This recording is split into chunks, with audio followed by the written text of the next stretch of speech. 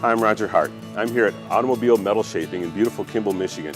We're revisiting a project where we were at in December with the beginning of the coach building process of a 1939 Bugatti Type 64. Now what's interesting is this chassis was built in 1939, but there was never a body on it.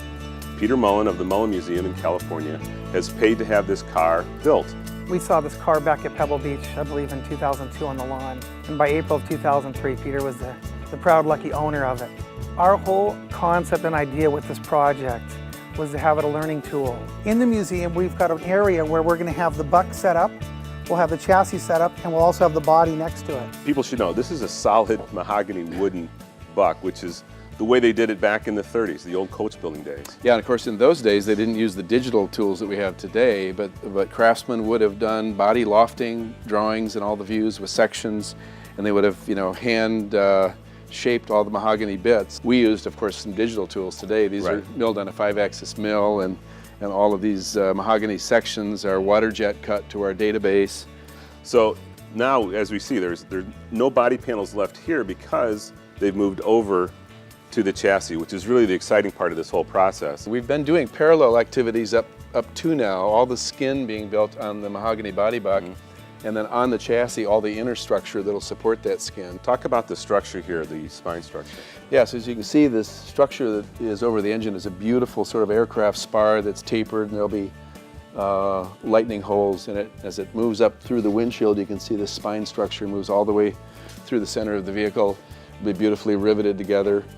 And the rivets will be sort of finished off on the bottom, but they'll be exposed on the top. Yep, you'll see the rivets, a path of rivets every 40 millimeters or so along each side of this spine down the center of the vehicle. And again, that's all to add to help to that structural rigidity that's going to be needed to lift this whole piece off. Yep, and very much period aircraft construction.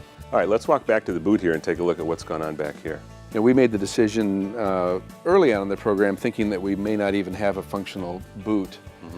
Just to keep this shell light as a work in progress and to be able to remove the body to keep it very light. But as we went along, Peter brought up the point, what about an absence of detail back here? And as we thought about it, he was absolutely right. Just the beautiful closure line and the sense of detail that a car in this era would have had, and access for the spare tire, makes sense to have it.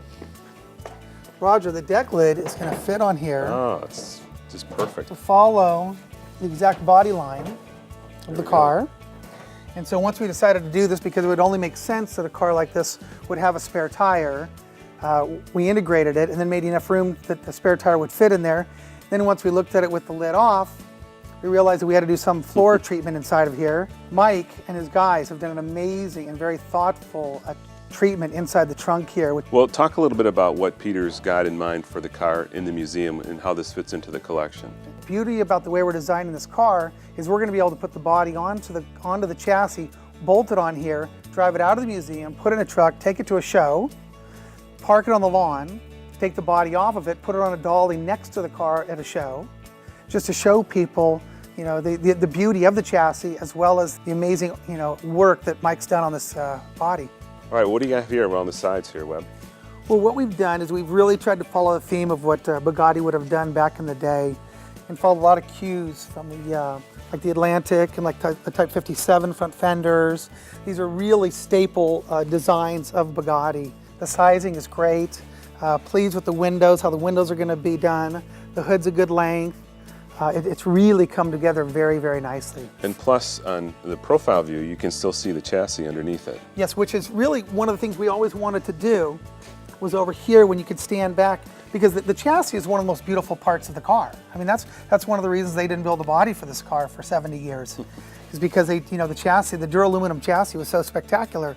So one of the things we wanted to pay ode to was being able to see some of the rivets and how that engineering was done underneath there. And when that chassis is polished, it's gonna really stand out. All right, what is going on this side here, on the side of the hood? What we did originally when Stuart did the clay model is we had two sets. Both sides were a little different. One had 9 louvers on it and one had 12. And aesthetically, the 12 looked a lot better. So we've chosen to go with the 12 louvers on the side of the hood. All right, Mike, now you've been at this for what, 5 months, 6 months now, pretty hard? Yeah.